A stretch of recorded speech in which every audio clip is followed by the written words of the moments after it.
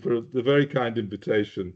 I guess we have a mixed audience of SOAS undergraduates, recent graduates, and maybe some grey-haired alumni like me. So what I want to do is to provide some short personal reflections on what life has thrown at me and what I've thrown back, and then show some pictures I took from China in 1986, a world without lawyers. Along the way, I may digress into what makes a good art photograph, if that holds any interest. Hopefully, this will be about 20 minutes, and then Emilia or David will ask some questions, and then I'll take any other questions that happen to come. Regarding my life and career, to quote Leonard Cohen, I've done my best. It wasn't much. I couldn't feel, so I tried to touch. I've told the truth. I didn't beam in to SOAS to fool you. Confucius said, wherever you go, go with all your heart. Wherever you go, go with all your heart. I first went to Leeds University to study English and history of art.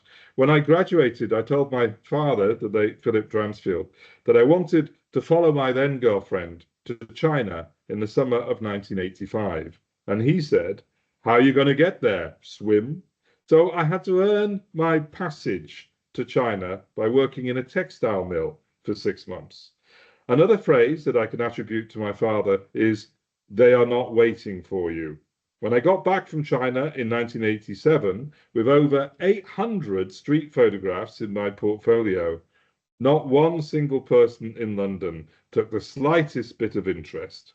So the negatives sat in a shoebox for 30 years until COVID-19 hit.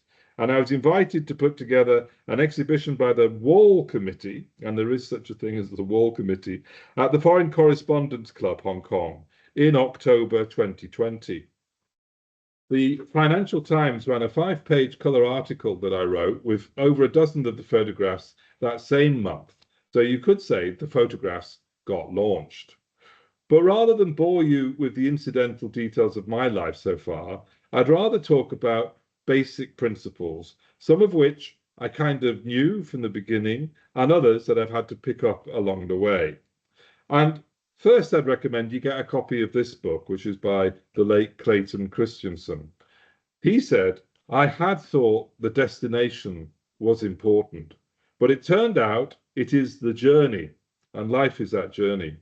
Funnily enough, I was reading the FT today, and the weekend section had a mention of the global accountancy firm Arthur Andersen, and that company could put the whole of its demise at the feet of one man, the late Jeffrey Skilling.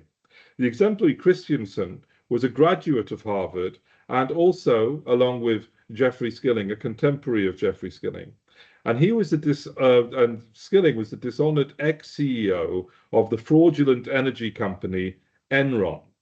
Through the negative example of his peers, the older and wiser Christensen recognized that a moral compass, or to do the right thing, had somehow not been learnt by some of his fellow alumni, and hence they ended up disappointed in work, in relationships, and ultimately in their lives. Some even took their lives. And when choosing life partners, your spouse or your business partner or partners, make sure you choose wisely. For example, never go into business with business partners who do not share the same moral compass as you. Now, because we've got a bit of a mixed audience, the only age range person, the only prophet that I can think of who covers all age ranges is Confucius. And Confucius taught the rule of playing it forward. If you want to be successful, then help other people to be successful. But Confucius was no pushover, and we all have to recognize there are people who are more wicked, with more wicked agendas. Time is short, and there are a lot of people who will be very generous with your time. Now, some of these goals in life here do correlate with my own life. I'm not sure that I'm totally attuned at the age of 60, but I certainly got married at 30. So you could say I took a stand at 30. Now, here we go to what you need for the quest in your life. And you need 5 things: a moral compass, a ticket, a means of transport, persuasion, and resilience to fight adversity on the way. Those are the 5 character traits that you need. First, and most important of all, you need a moral compass. As the Buddhist teacher Geshe Khalsong Gyatso reminded us, everyone needs to practice moral discipline because it is the root of all future happiness. Second, you must cultivate a curious and lively mind. We could call that the ticket, if you like, voraciously absorbing facts, experiences, learning from people in all walks of life, and have a positive attitude towards the world. And I certainly am a curious person. I've lived in quite a few different places and still get very stimulated by meeting new people and learning about new cultures. From curiosity and positivity and insight comes wisdom, and that you can consider to be the means of transport. Then you need to be persuasive and have the skills and the confidence to be able to sell your vision, to make everyone around you passionate about your particular vision. But not everybody's going to follow you, and it may take some time. So you also need determination and resilience. Okay, that's enough of that. Let's talk about photography. Towards the end, I'm going to, actually, after we stop sharing screens, I'll show you that camera, which is the real star of the show, the Hi-O camera. And I'll share that at the end. I'd like to talk a little bit about some of the pictures that I took during that time in 1986 from an artistic perspective. And I guess some photographs can have an iconic, almost timeless aspect. And why can that be? Well, it's actually copied from the 16th century as it goes, because if we deconstruct Dartong Boys down to its basic pictorial element, and I call this photograph Dartong Boys because it's taken opposite the Yungan Caves, it's a monofocal image constructed around a single triangle that stretches to an infinity point. So you can see that. And an example of this is the 15th century painting, The Resurrection by Piero della Francesca. For Piero, the creation of congruence expresses something more than just an image satisfying to the eye. For Piero's intention is to express the perfection of God through the geometry of the triangle, the Holy Trinity. This is Piero's image of the risen Christ, who has conquered time's mortal arrow.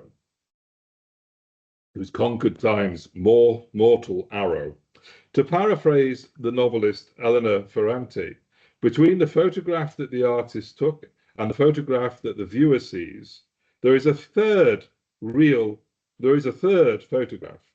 This third photograph, elusive, changing, is nevertheless a real photograph. I didn't actually take it. My viewers haven't actually seen it, but it is there. It's the photograph that is created in the relationship between life and looking. Now, there was the Piero della Francesca golden triangle, which I forgot to show you, but there you are, you can see it there. So just onto the photographs themselves, I'll only show a very small selection, but I thought it's important to emphasize that many of my friends in China in 1986 were African students, and the business relationship between China and Africa goes back many decades and actually centuries. So I just wanted to show that one. It was taken close to the diplomatic quarters in Beijing. Now, sweet potatoes. The Xinjieko free market was one of the first free markets in 1986. The Deng Xiaoping and Zhao Jian basically opened up China for the peasants, the countryside folk, to be able to come into the towns, particularly Beijing to begin with, and sell their produce. And the sign shows this is a pretty new thing because it says, don't cheat your urban customers. This photograph is taken close to where I was living at the time. And in the class of 1986, this was a good year because compulsory education was introduced throughout the countryside. Now, these toddlers are definitely not from the countryside, as you can see. They're cadres and also professors' children, quite near Beida. Now, I was told actually that this is taken in Beijing again as well. And somebody who's probably about this age at that time said, well, they were really privileged kids. This is the state of the art street entertainment for the time. So there we go. China was pretty surreal in those days. All kinds of incidents and all kinds of things that people said to you and you witnessed were kind of quite strange for a guy from North England like myself. It's also quite interesting to think that Zhengguomenwai would be so empty of traffic. And this is obviously one of the main thoroughfares in Beijing. There weren't many cars. Now, personal safety and safety at work was not a huge feature. And it's also true that the photographer himself was not really taking safety terribly seriously, because there I am lying on my back underneath these guys who have no harness or anything else like that. So personal safety obviously wasn't something I was taking too seriously at the time either.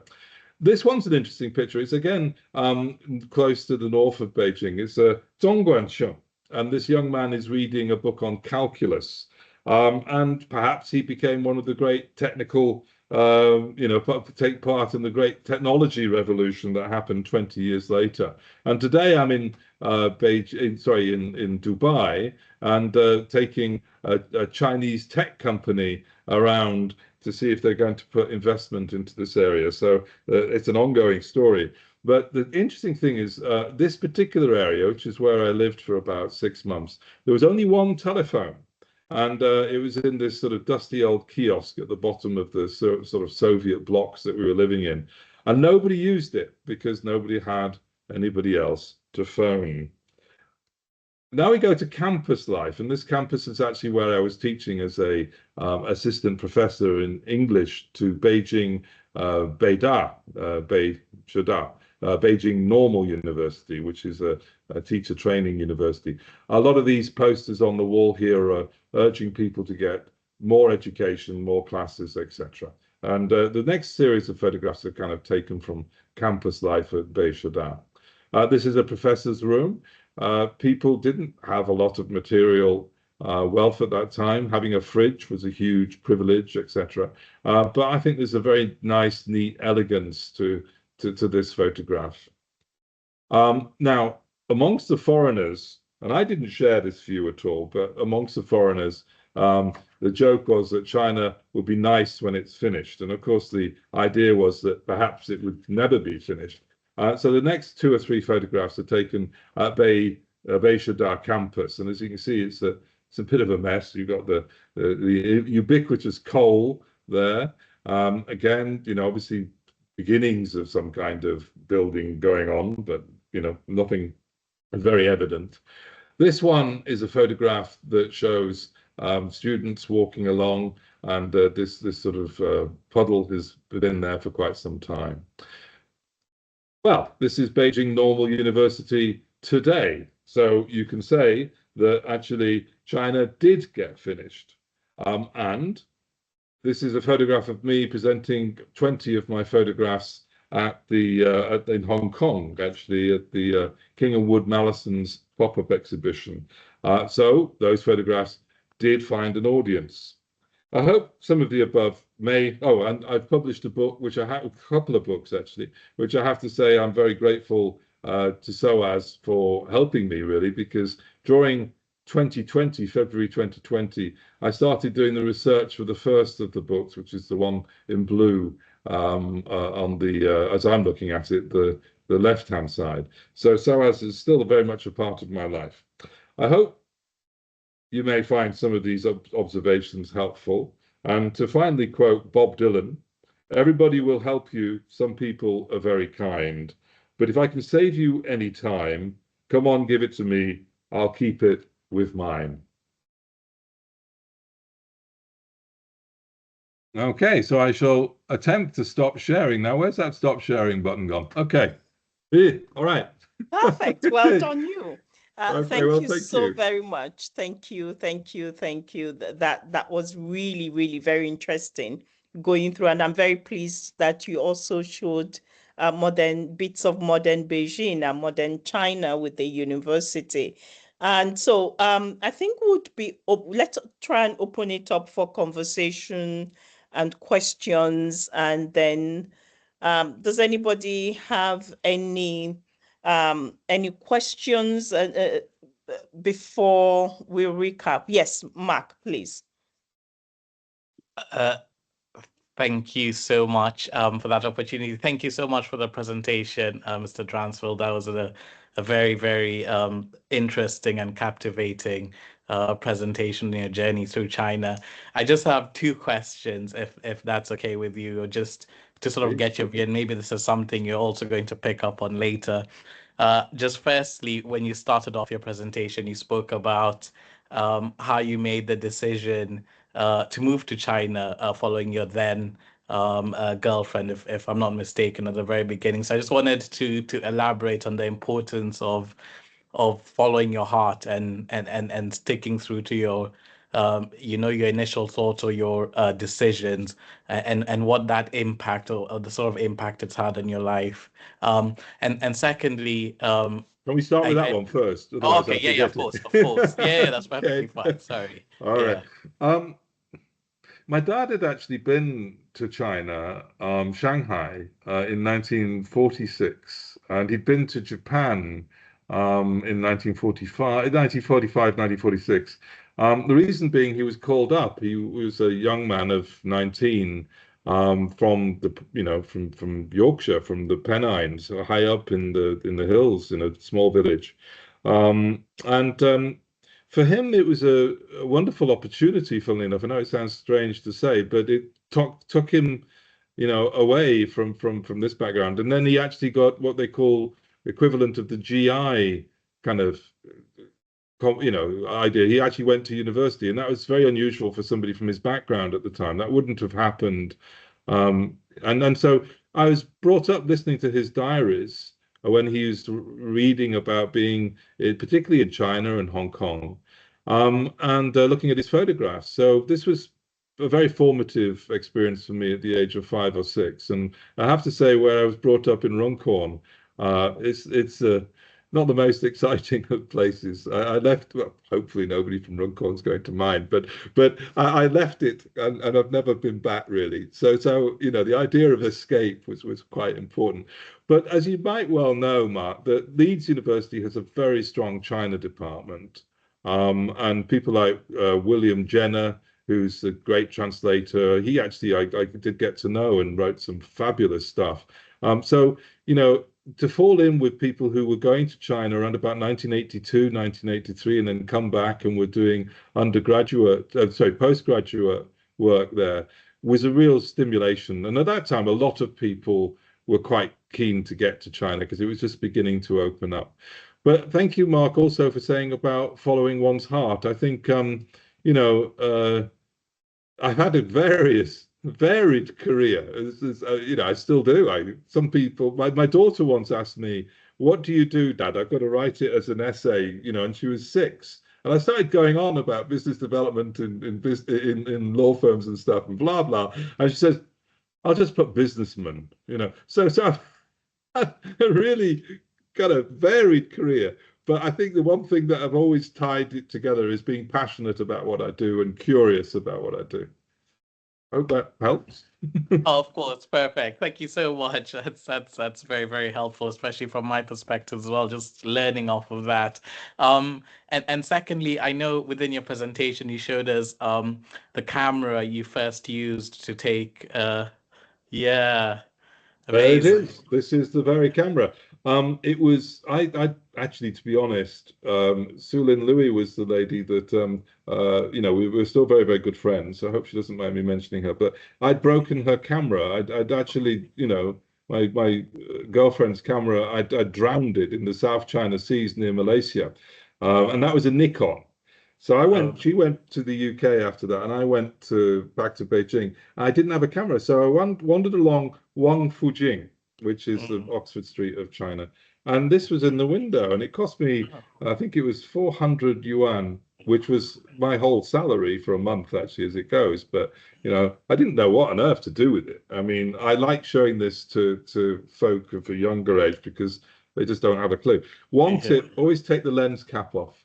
And the other thing is that it's perfect because I can be talking to you and I can be taking a picture. So for street photography, it's not threatening because you're not doing this. So that's the real star, actually.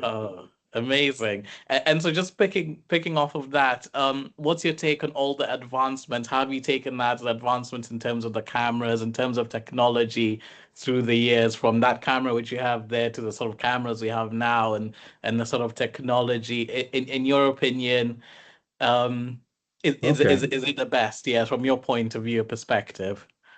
Yeah, it's a very good question, because I'm glad you asked that, because the reason that a lot of people, and I've got a book as well, so people can look, you know, you can see details of the book. I'm sure we can share links to it and everything else like that.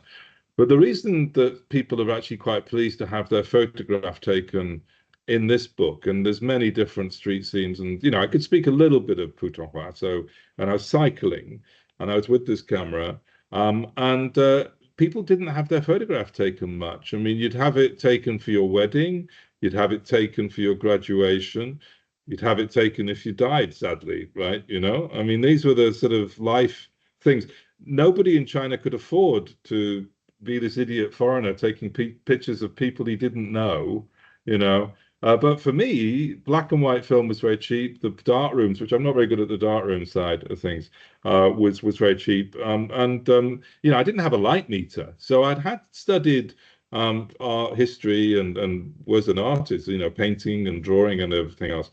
But Bill Brandt was my hero, because Bill Brandt, an Austrian photographer who lived in the UK from the 30s, and you can look him up if you're not familiar. He when he first started, he was using this as a shutter, right? So I learned from an exhibition by Bill Brandt, which was in 1978 or something, right? I actually went to this one in London. I learned that photography wasn't about the actual equipment, it was about the eye of the person taking the photograph. So that was a very important lesson. So to technology, I use an iPhone like everybody. Some of those photographs I've taken with my iPhone have ended up being in exhibitions. So no knocking about any of these wonderful devices that we have, because they are fabulous. But if I'm really serious about going on a photo shoot, I'll use analog cameras. And there's a couple of reasons. Perhaps because I'm not technically good enough to be able to use a Fuji color camera, which I do, to emulate what can be done. So I'm technically not brilliant. But thirdly and secondly, I think the most important thing is that I have to be slow. When I first started using, you know, digital, I would take maybe 600 photographs and my head would just reel. If you're taking a picture with this, and I still use this, you've only got 12 per roll. And it's a real pain to change the film. So you've got to be certain when you click the clicker, as it were. Thank you so very much, Mark. Thank you very much for those interesting questions. I see that our Deputy Director is on the call. Stephen, you have your hand up, please.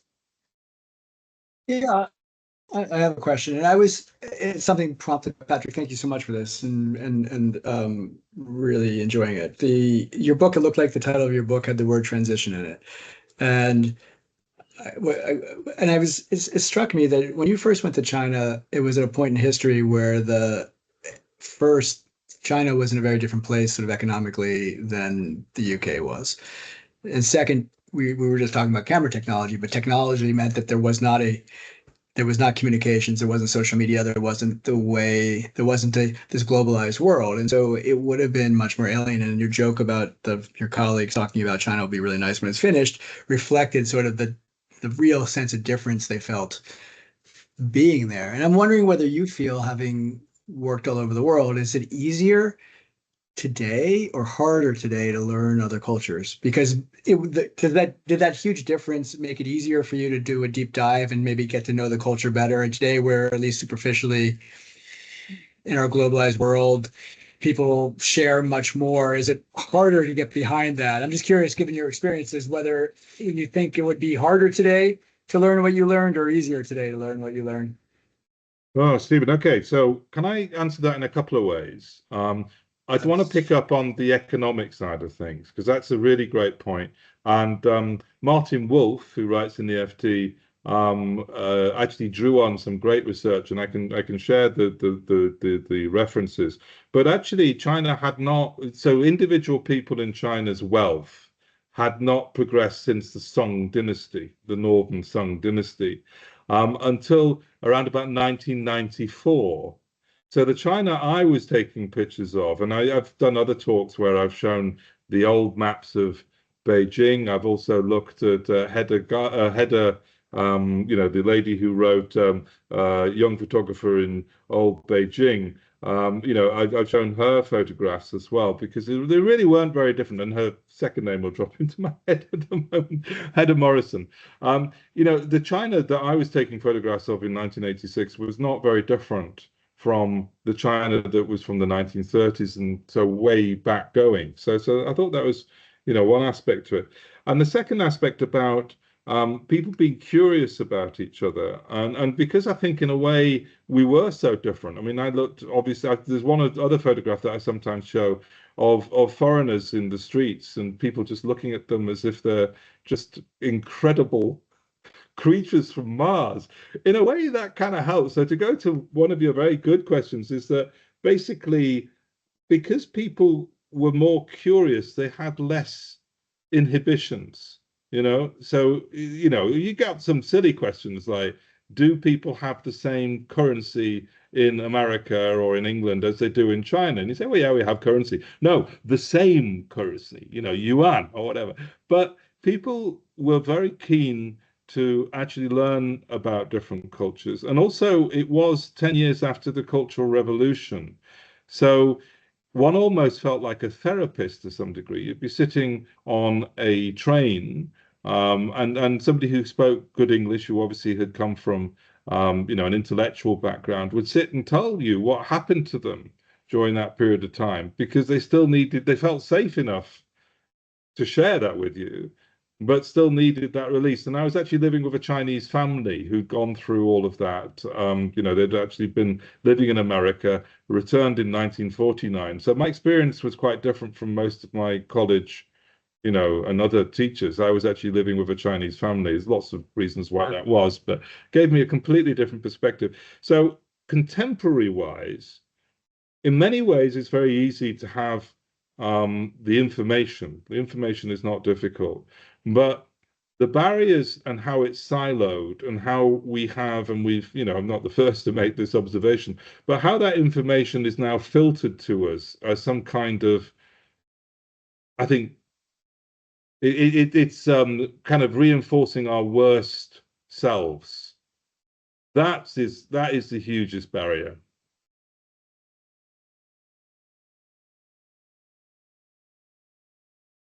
Great. I don't know if Stephen wants to come back. Yes. Okay, go on. Yeah, sorry, I was trying. I was just trying to get off mute. No, I thank you, and I appreciate that. And I think your theme of curiosity is really important. And for what we do and what the audience for this is, that theme of curiosity, and that idea of not to be even put off by similarities, to explore differences, I think is something that comes out of what you're talking about. And I think that's quite interesting. Thanks.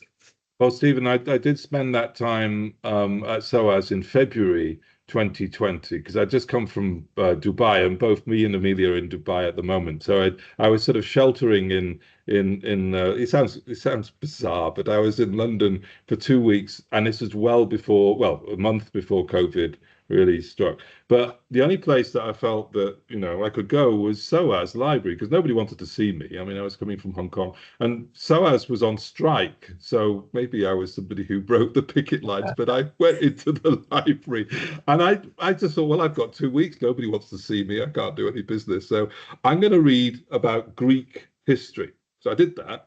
Then I thought, so who is the equivalent of Thucydides in Chinese history? And I'd never heard of Sima Qian.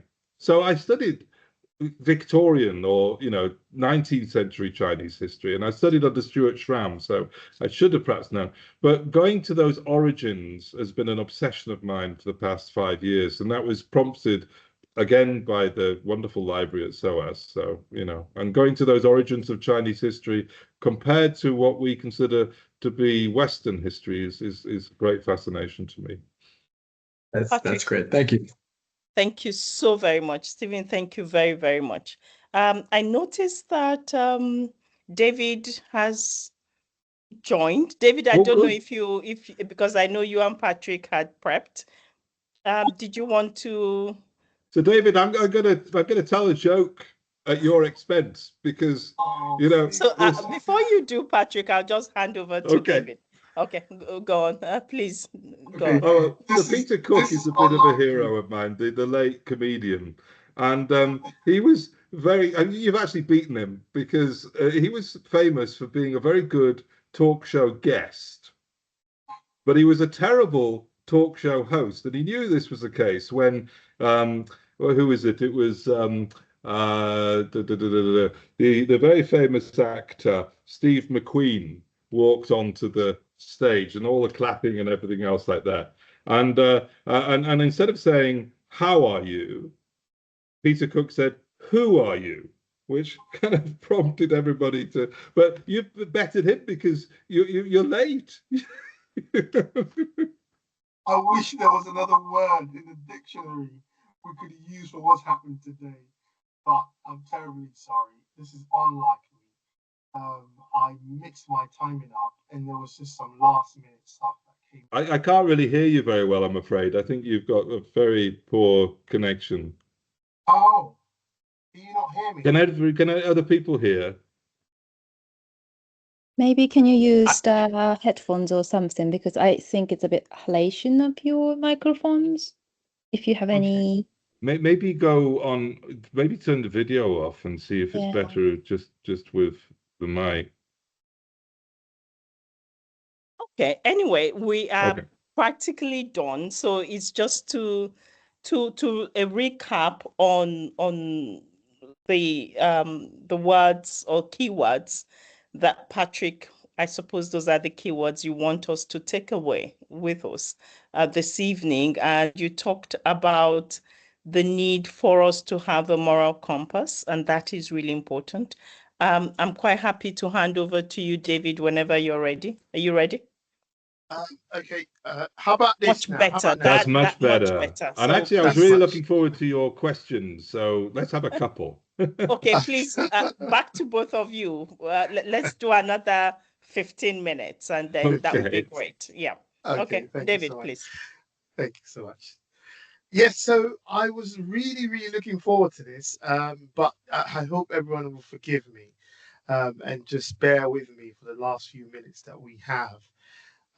Patrick is such a joyful person to listen to, and well, some of my questions is just, I'm sure somebody's asked this already.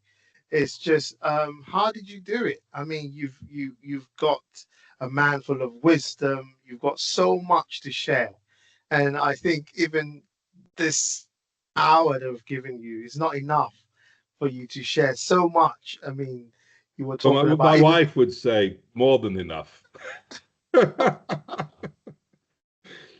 Only 55 minutes too much, But yeah. So I mean, in the recap of I guess we can draw from your inspiration of what you think of moral compass and how that translates into the modern world that we are facing now. I mean, artificial intelligence is coming on, and there's just so much, and we have to draw from that moral compass that you talked about. And what are your views as to where we'll be 5-10 years from now? Yeah, no, it's so I guess where we first start out, if you look at Mencius and Chinese philosophy, a lot of it this is a huge subject, so I'm simplifying it, and I'll probably be told I'm wrong, but basically, Confucius, they believe that people are born with a moral compass and our kind of life experience. So I think Confucius said that we all start at the same kind of point. That's not necessarily true, but let's say that's true for us privileged folk. And what our experiences are or what we become. Okay, and I've seen this in very sad ways, actually. One of the things I'd spend a lot of time doing is talking with lawyers, and I think basically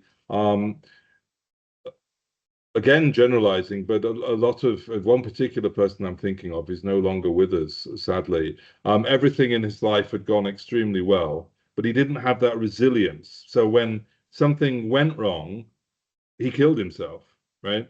And you know, it's life can throw all kinds of things at you, but if you've learned to fail, which I have, then you do build up a certain type of resilience. And so I was trying to think, what if I was, you know, younger and I was listening to me, you know, and I was in my 20s, what would be a helpful takeaway that nobody shared with me? And that is this idea of the moral compass. And it's slightly ironic, but Geshe Kelsang Gyatso, who's he's now passed away as well, but this sage from Tibet, who came to the UK as a refugee, you know, this idea that, you know, having a moral compass brings happiness. It sounds contrarian to our culture, which says, I want instant satisfaction. But I think we're all beginning to conclude that if you spend all your day online and you're tweeting and doing this, that, and the other, and you're going for those, you know, quick hits, you haven't accomplished very much, you know. So that's why I think going back to the old photographers and even further going back to Vermeer and these artists that used photographic techniques but were grounded in a craft is very important, you know. So a great question. I don't know if I've answered it, but Yeah, no, you did. Thank you so much. I guess what I would love you to add to that is, because when we foresee a future, no one really knows what 5, 10 years looks like from now on. I mean, and I think we need a new kind of politics, but I don't think we have the broader, and the politics I'm talking about, it's not even the mainstream one, it's the politics of people and the politics of how we treat each other and how we engage in the little small spaces that we take on daily basis on campuses and this sections that we occupy. How do we navigate this going forward? is that a question? My goodness. I guess I just want to hear your lovely voice. Okay. Well, so Catherine Armstrong, and I've quoted Catherine Armstrong in an essay I've written about AI, which has recently been published. It's on my LinkedIn, so everybody's very welcome to link in with me, and that article is there, and there's a podcast as well. But Catherine is a wonderful spiritual historian, and I've just finished her book, which is quite long, and it's called The Great Awakening. And it goes from, you know, all the different religions that we could possibly mention, and talks about what's, I think, called the axial age, which is when self-development and the concept of a self that we could recognize began to emerge, because it wasn't obvious, and these things develop. I mean, you know, our senses of self, we think innate and you know, but actually they're formed, and they're formed through history, they're formed through culture and all of those sorts of things. And I think she's defined herself nowadays. I mean, she was an Anglican nun in a monastery for quite a period of time, but I believe in an interview I read about 2 years ago, she says she's Confucian in the daily life and attracted to Buddhism in her spiritual and concepts of an afterlife. Now, she's not saying that those are the only things that one can follow. It's just her personal choices. I live in an Islamic country, and my former boss, a very devout Muslim. I've learned an awful lot from being here. So, you know, all of these spiritual developments have their place. But the concept of Confucianism is, I think, important because we've got the wrong idea of it mainly. And it's actually about, you know, the word Ren, which is in Chinese, the radical on the left is person, and then the radical on the right is two. So it's even shorter than the poem, which I also love, by Muhammad Ali, which is me, we, right? Ren is one word, but it basically means the same thing.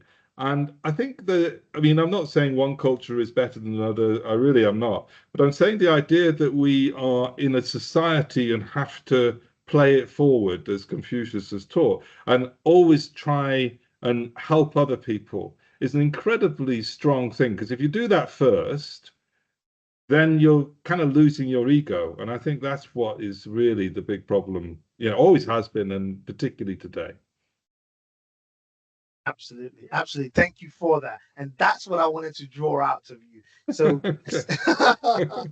so the wisdom we can glean from that is if we learn to serve one another, think of others, and we can let go of that ego and understand that we are put here essentially to serve one another, and that can create lovely society, that which we wish for.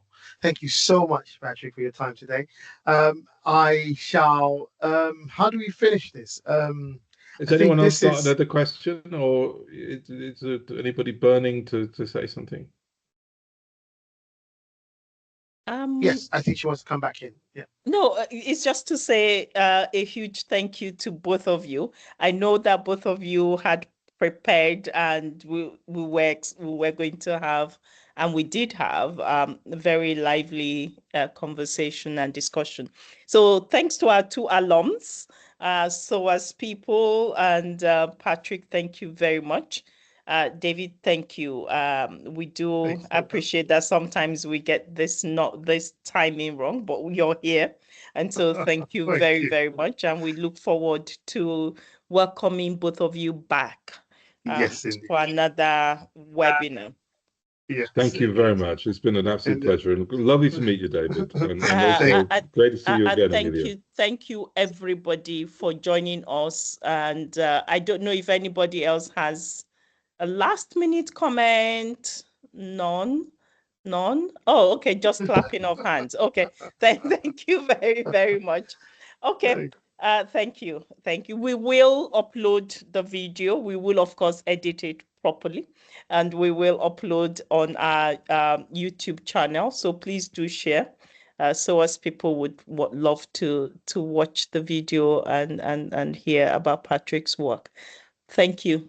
Good night, everybody. Thank you. Thank you so much. Thank Have a good you very evening. much. Wonderful.